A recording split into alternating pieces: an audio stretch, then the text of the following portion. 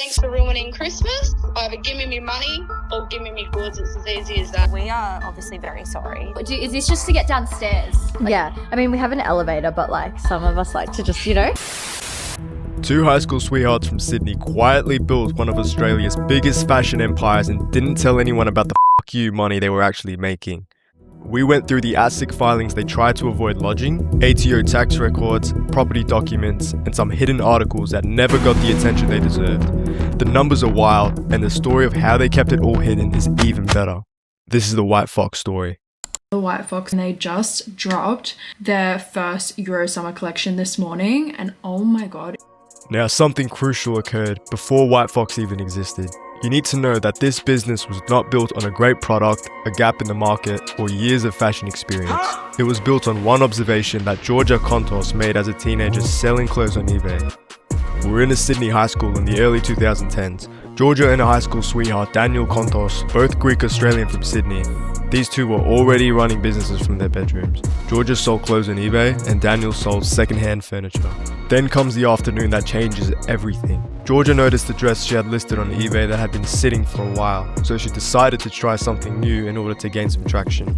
She added a photo of Kim Kardashian wearing something almost identical alongside the listing, and the dress sold almost immediately, and according to some reports, for double the price. It was the exact same dress, but perceived differently just because Kim wore it. The lesson was clear: celebrity association could create value that the product itself could not. The product is almost never the real reason people buy. The reason people buy is who they imagine themselves becoming when they put it on. And if the right person is already wearing your clothes, you've done most of the selling before the customer even arrives. Now, that one insight is the foundation of a now $1.42 billion business. In 2013, they officially launched White Fox, filling orders from the family home in Sydney. They didn't start by making their own clothes though. They sold other brands first, learning what sold, what sat, and most importantly, what customers actually came back for. Figuring out what to sell was only half of the equation. The harder part is getting people to find you. And this is the bread and butter of White Fox. Most fashion brands in 2013 thought marketing meant a nice photo shoot and maybe a magazine ad if they could afford it. But White Fox understood something different. The person wearing your clothes is the ad. Their entire growth strategy from the beginning was built around getting the right people in White Fox and letting social media do the rest.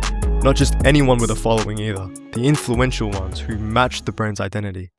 And it worked beyond anything they could have planned for. By 2019, 6 years in, they launched a dedicated US website.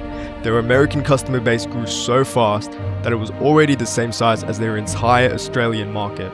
Hailey Bieber, Emily Ratajkowski, and Kim Kardashian have all been photographed wearing the brand. At that point, White Fox stopped being just an Australian fashion label and became something people in New York and London recognized. Before we get into exactly what they've been spending their money on, and it's genuinely insane, there is something about how White Fox got exposed that you need to hear first. White Fox got fined by ASIC, the Australian Securities and Investments Commission. In Australia, companies above a certain size are legally required to lodge their financial statements with ASIC every year. White Fox didn't do this, so ASIC fined them, and only then did the true financial details of the business become public for the first time, and the numbers in it was something else. In 2021, White Fox did $65.5 million in revenue. In 2022, that number jumped to $121.7 million, almost double in 12 months. They paid $10.6 million in tax and spent $13.5 million on marketing, which is the machine that made the whole thing run. They also paid out $9.9 million in dividends to themselves and their original investor, Daniel's mum. Current industry estimates put White Fox revenue at over $500 million annually. From doing $65 million in financial year 21 to doing $121 million, then $200 million in FY23, and according to press, they've done $429 million in revenue in FY24. From a family home in Sydney. So where does all this money actually go? 5 houses in Vaucluse, of course, one of the most expensive suburbs in Australia. They bought 5 of them, then knocked them all down to build one massive compound, calling it Casa del Sol. So we're going to have a beautiful garden with an olive grove. Will be the gym and wellness level. Amazing pool with a cascading waterfall edge. So you can sit up there, have a sunset drink and watch the sunset over the harbour. The combined cost of all these properties is estimated around $150 million on top of the land and construction costs of around $25 million.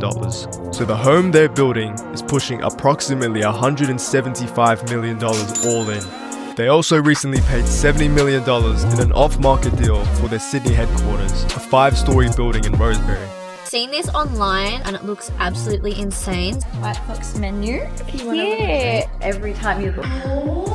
Oh my god. I want to live in this bathroom. This is actually such a vibe. I do really like this detailing. Let's go down to level 3. Table tennis and pool. And everything's like personalized with White Fox. Like literally Even the bat. Yeah. And then over there is just the executive's office. So like the owners and stuff. Oh, this is like heaven. Yeah. Wow. I've never seen like a bigger table before. I know, it's crazy.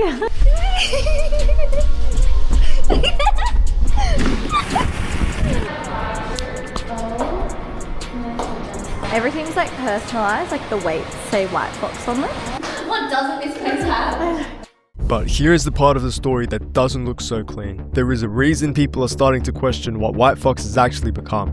Black Friday 2023. As every brand does, White Fox ran a Black Friday sale. It went enormous, way bigger than their operation could handle. Orders poured in and the fulfillment systems fell apart completely. Customers started waiting, not days, not even weeks. Some were waiting 2 months later after Christmas had come and gone. That sale hit so hard they ended up cancelling their Boxing Day sale. One of the biggest retail days on the calendar, and White Fox pulled it entirely because their operation couldn't handle the amount of orders they were getting. I would love to have that problem. But anyway, social media went absolutely feral with thousands of customers calling for boycotts.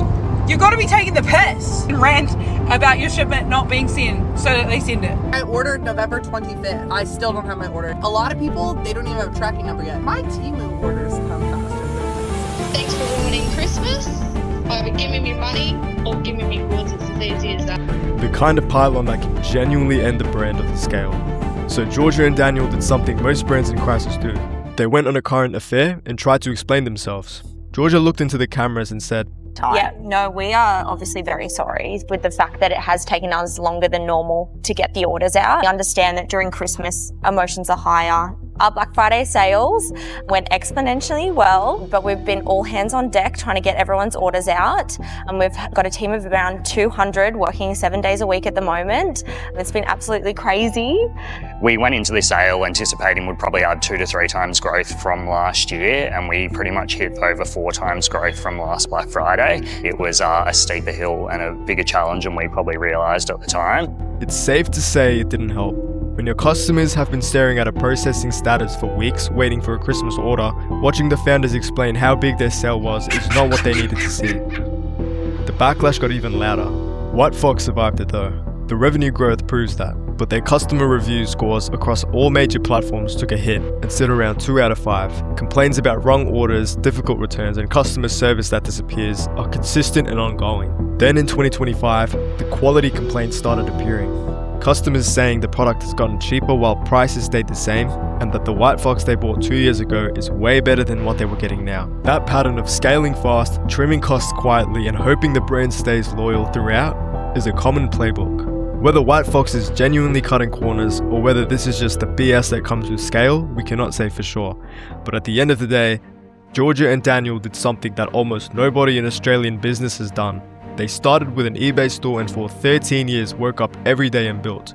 They self-funded every step of it, stayed completely out of the press, and kept the financial reality of the business locked away from public view. 2 people from Sydney who figured out something young and just kept going, long after most people would have moved on to something else. 13 years of sticking to one thing. That is the difference.